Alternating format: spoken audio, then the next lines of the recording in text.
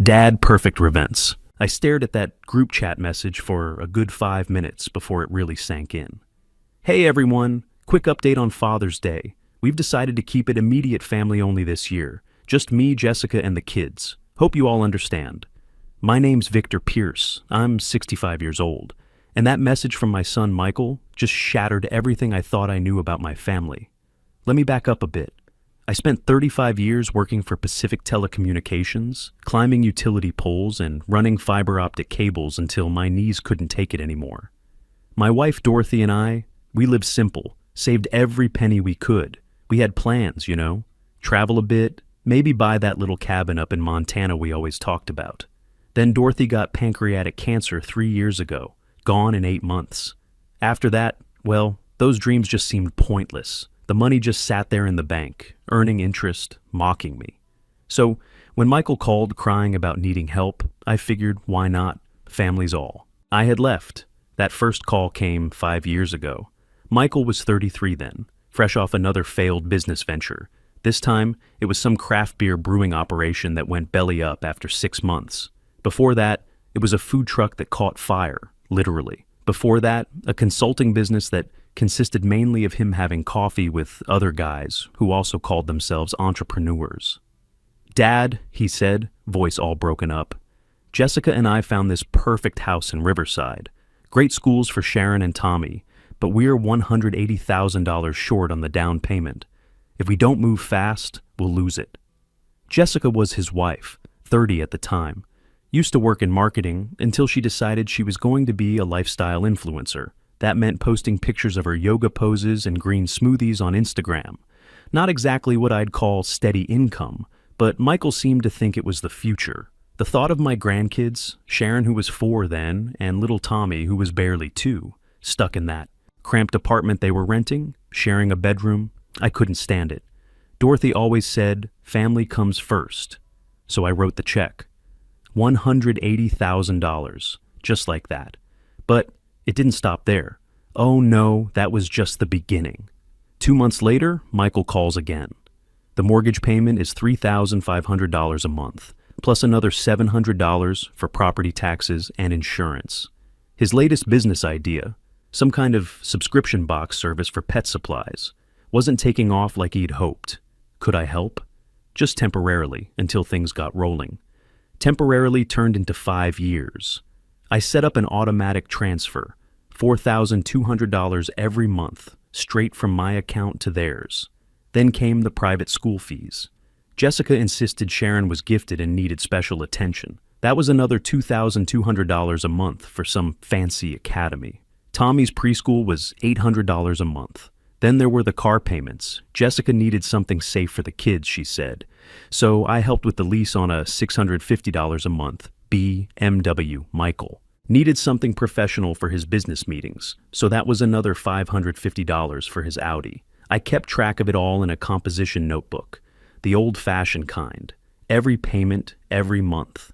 After that initial $180,000, I'd given them $318,000 over 5 years in monthly payments. Add in the various emergencies, the medical bills, the vacation Jessica said they needed for her mental health, and we were talking about close to $480,000 total, $500,000, more than Dorothy and I had ever spent on ourselves in our entire marriage.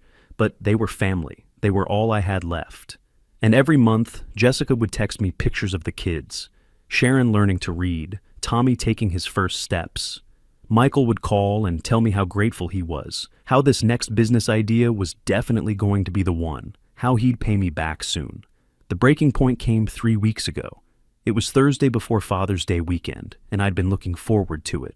Michael had invited me over for a barbecue, said Sharon and Tommy were making me cards, that it would be a real family celebration. Then that message came through in the family group chat Jessica had set up 6 months earlier. The chat included Michael's brother Leonard, Jessica's cousin Judith, and me.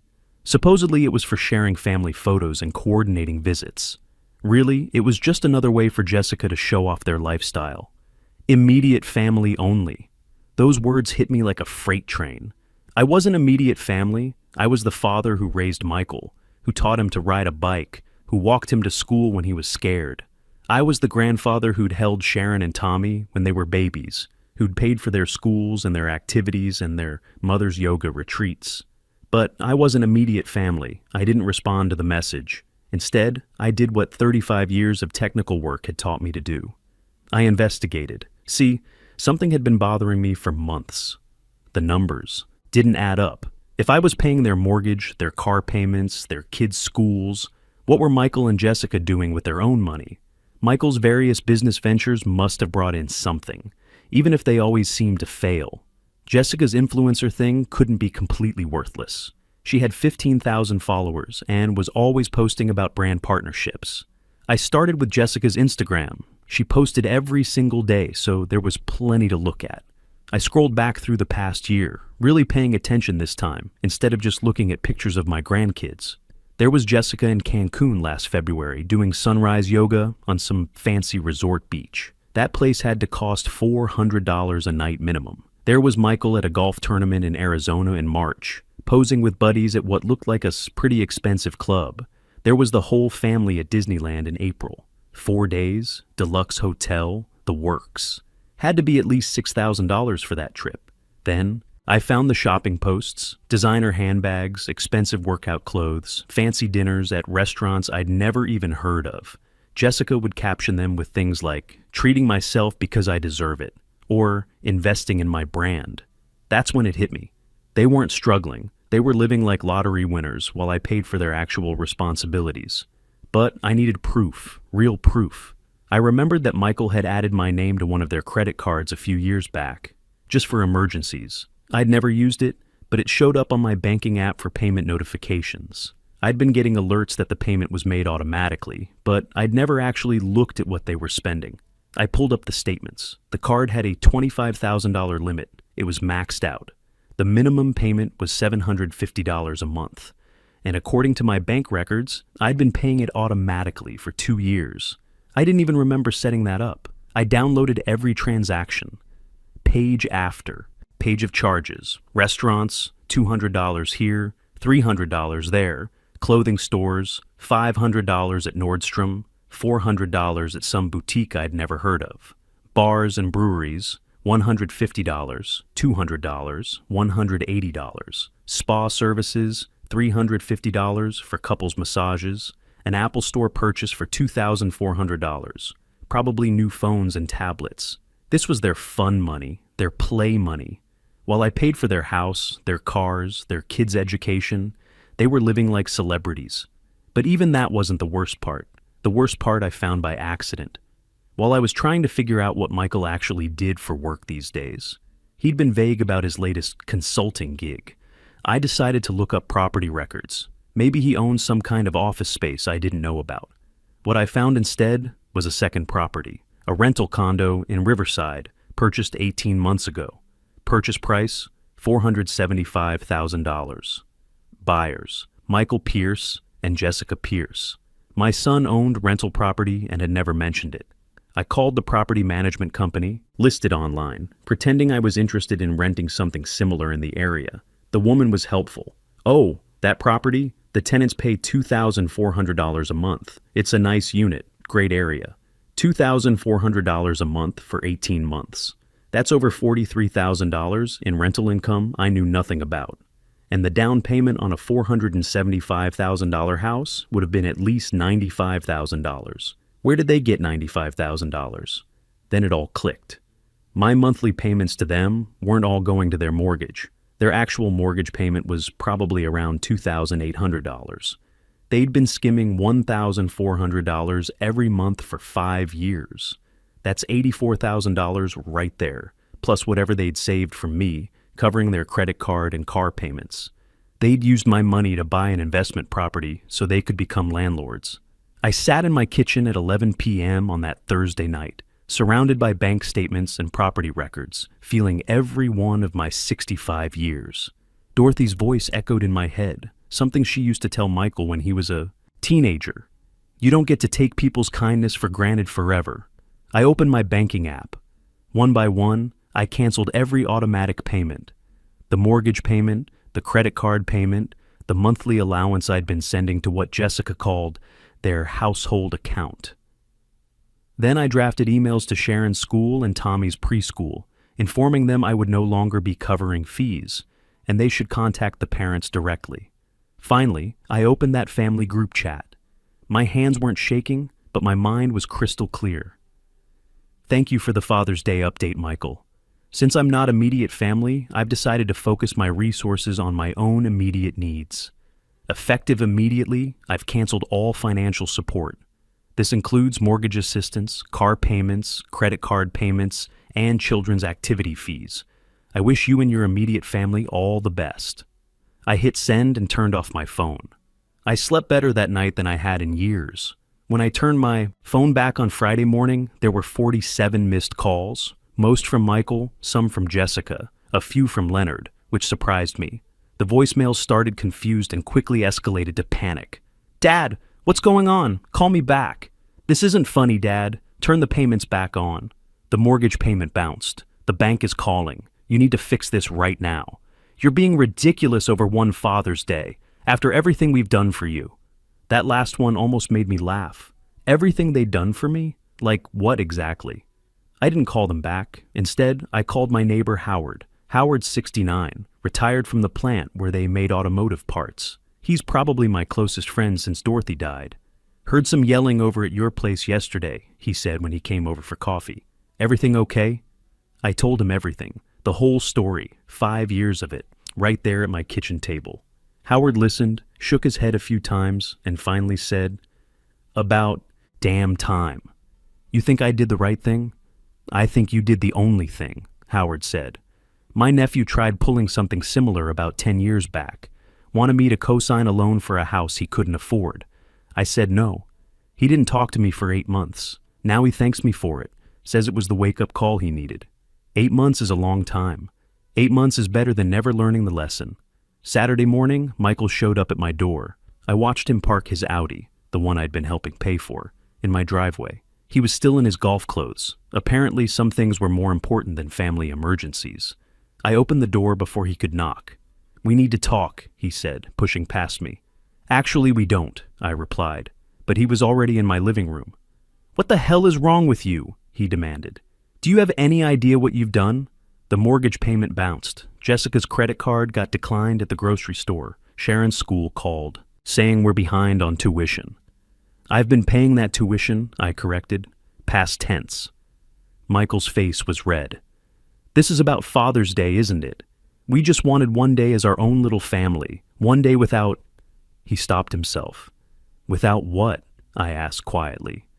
Without obligations? He finished, but we both knew that wasn't what he'd started to say. Let me tell you what I know, I said. I'd prepared for this conversation. I know about the rental property in Riverside. I know you've been collecting $2,400 a month for 18 months. I know you use my money to buy that property. I know about the trips to Cancun and Arizona and Disneyland. I know about the $25,000 credit card you maxed out on restaurants and shopping while I paid the bill. I know exactly where my money went, Michael. His face went from red to white. That's our business. What we do with our money is our business. It became my business when my money paid for it. That was a gift, he said. Gifts come with gratitude, I replied. What you showed me was entitlement. You're going to regret this, Michael said, his voice low and threatening. Jessica is your daughter-in-law. Sharon and Tommy are your only grandchildren. You really want to die alone because you're too stubborn to help your family? That's when I knew I'd made the right decision, because a man who loved his family wouldn't threaten their grandfather. A man who appreciated help wouldn't weaponize his children. I think you should leave, I said. Michael slammed the door so hard it rattled Dorothy's picture on the wall. Jessica called an hour later. Her voice was small, broken. Dad, please. We're going to lose the house. They're going to repo the cars. Sharon's school called. I don't know what to do. What you do, I said gently, is what every other adult does. You figure it out. I can't believe you're doing this to us. Mom would be ashamed of you. That hurt, and it was meant to hurt. But I'd had time to think about what Dorothy would actually say. Your mother, I said carefully, would be ashamed that I let you become someone who thinks love equals money. She'd be ashamed that I let you treat me like an ATM instead of a father. but she'd be proud that I finally set boundaries. There was a long silence. Then, "We didn't mean it like that." "How did you mean it?" Another silence. "I have to go," she finally said. The next few weeks were revealing. Michael and Jessica had to sell the Audi immediately and buy a 12-year-old Honda. The BMW lease ended, and they couldn't afford another one, so they got a used Toyota. Sharon moved from private academy to public school. Tommy had to leave his expensive preschool. They kept the house, but barely. I found out through Leonard that they'd taken a loan against the rental property to catch up on the mortgage. They cut their lifestyle dramatically. No more restaurants, no more shopping sprees, no more weekend trips. Michael finally got a real job, working sales at a local HVAC company. Jessica picked up extra yoga classes and started working part-time at a health food store. I wasn't getting regular updates, but Leonard would drop by every couple weeks. He felt bad about the whole thing, said he'd tried to warn Michael that treating me like a bank wasn't sustainable. Leonard had always been the responsible brother. Worked construction, saved his money, owned his house outright. Michael's learning the hard way, Leonard told me, about 6 weeks after everything went down. Jessica, too. They had to cancel their vacation to Hawaii. The kids are asking why they can't do the things they used to do. What's Michael telling them? The truth, finally. That Grandpa was helping more than they realized, and now they need to live differently. That actually made me feel better. At least Sharon and Tommy would learn that money doesn't just appear magically. 10 weeks after Father's Day, Jessica sent me a text. "Can we talk?" We met at a Denny's halfway between our houses, neutral ground. Jessica looked different, thinner, tired, but somehow more solid, more real. "I've been seeing a therapist," she said, stirring sugar into her coffee. "We both have, couples therapy and individual for me." I waited. The therapist asked me to map out where our money was going. When I did that, when I really looked at it, she stopped, swallowed hard.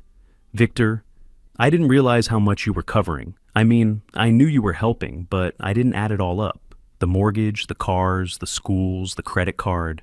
I stopped thinking about money as real. Because it came from me," I said quietly.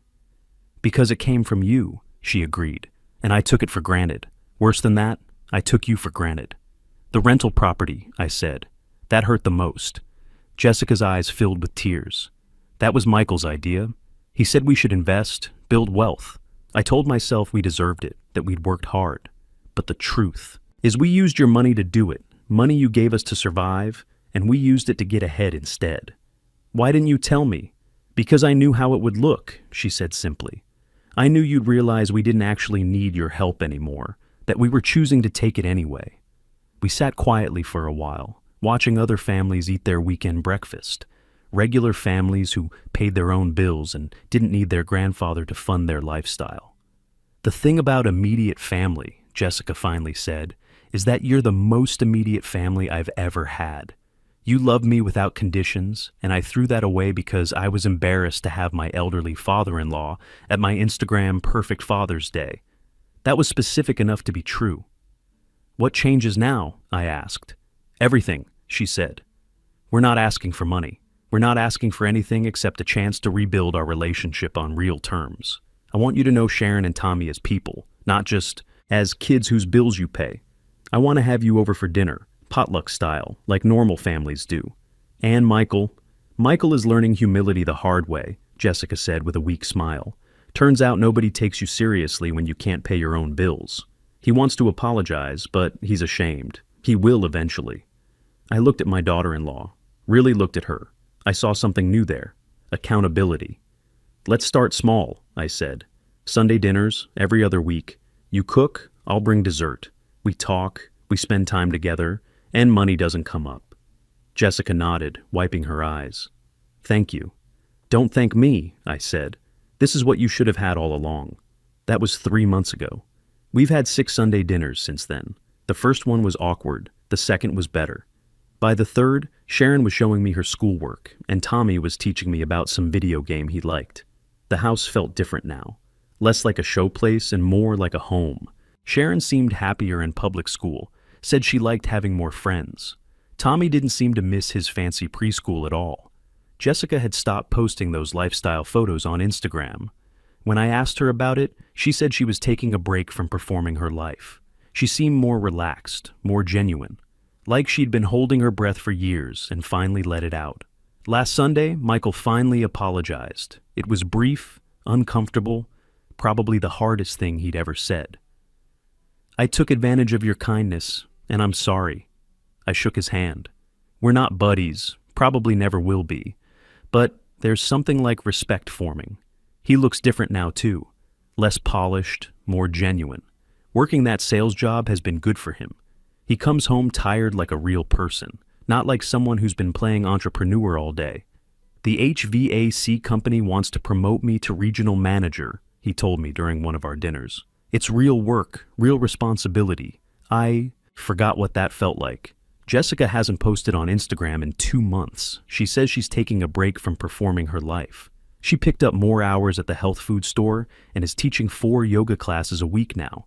They're not wealthy, but they're making it work. The rental property brings in enough to supplement their income, and they're living within their actual means now. Michael sold his golf clubs last month, said he needed the money more than the hobby. I almost offered to help, then caught myself. That's the old me talking. The new me knows that sometimes struggling a little bit is what makes people appreciate what they have. As for me, I'm finally doing some of the things Dorothy and I planned. I bought a plane ticket to Montana for next month, to look at that cabin we always talked about. Found one online for $89,000 that looks perfect. It's got a little workshop where I can do woodworking, maybe build some furniture for Sharon and Tommy when they get older. I joined a woodworking club at the senior center. Turns out there are a lot of guys my age who spent their careers working with their hands and want to keep doing it. We're building a playground for the local elementary school. Feels good to create something instead of just funding other people's dreams. Howard and I have been taking fishing trips up to the lake every couple weeks. Dorothy always said I worked too much, never took time to enjoy life. She was right. I'm 65 years old. If not now, when? The other day, Sharon asked me if I was still mad at her mom and dad. I was never mad, I told her. I was sad that they forgot what family really means. "What does it mean?" she asked. I thought about that, about Dorothy and the life we built together, about the years I spent thinking money was how you showed love, about Michael and Jessica learning to stand on their own feet, about Sharon and Tommy getting to see what real work looks like. "It means showing up," I finally said. "Not just when it's convenient, but showing up when it's hard too. It means being grateful for what you have, instead of always wanting more. And it means loving people for who they are, not what they can do for you." Sharon nodded like she understood. Maybe she did. Kids are smarter than we give them credit for. "Will you come to my school play next week?" she asked. "Wouldn't miss it," I said. And I meant it. Not because I'm paying for the school or the costume or the transportation, just because that's what grandfathers do. Last week was my 66th birthday. Michael and Jessica invited me over for cake. It was a grocery store cake, nothing fancy. Tommy had written "Happy Birthday, Grandpa" in green icing with the spelling wrong. But they sang to me, all 4 of them, off-key and enthusiastic. Sharon gave me a drawing she'd made of our family, 5 stick figures holding hands. I'm on the end, but I'm part of the line. That's what matters. I put that drawing on my refrigerator, right where Dorothy's shopping list used to hang. I think she'd approve, not of how long it took me to figure things out maybe, but of the fact that I finally did. Sometimes the best gift you can give someone isn't money or support or endless help. Sometimes it's boundaries, consequences, and the chance to learn who they really are when they have to stand on their own. I'm not an ATM anymore. I'm just a father and grandfather who finally learned that love isn't measured in dollars, but in who shows up, who does the work, and who chooses connection over convenience. The rental property situation worked out better than I expected. Michael and Jessica kept it, but now they use the income responsibly. Half goes to their emergency fund, half goes to a college savings account for Sharon and Tommy. They learn the difference between building wealth and just spending money. Leonard stops by regularly now. He brings his kids over sometimes, and Sharon and Tommy get to play with their cousins. It's nice. Having more family around, the kind that doesn't cost me anything except time and attention. Next weekend, Tommy's got a little league game. He's playing on the community team now, instead of the expensive travel league, but he loves it just the same. Sharon's in the school play next month. She's playing a tree, and she's more excited about it than she ever was about the fancy private school productions. I'll be there for both, not because I'm paying for anything, but because that's what grandfathers do. Dorothy would be proud of that. She always said, the best things in life don't cost money. They cost time and effort and showing up when it matters. Michael called me yesterday to ask if I wanted to go fishing with him and Tommy this Saturday, just the three of us, grandfather and father and son. I said yes. We'll pack sandwiches and take the old rowboat Howard lets me borrow. Tommy will probably get bored after an hour and want to go home. But that's okay. It's the showing up that counts. I look back on those 5 years of writing checks and wonder what I was really buying. I thought I was buying love, security, family togetherness. What I was actually buying was distance, entitlement, and the right to be excluded when it mattered most. Now I've got something better. I've got a family that chooses to spend time with me, not because they have to or because I'm funding their lifestyle, but because they want to. I've got grandchildren who see me as a person, not a bank account. I've got a son who respects me again, and a daughter-in-law who appreciates what I sacrificed for them. That's enough for me. Finally.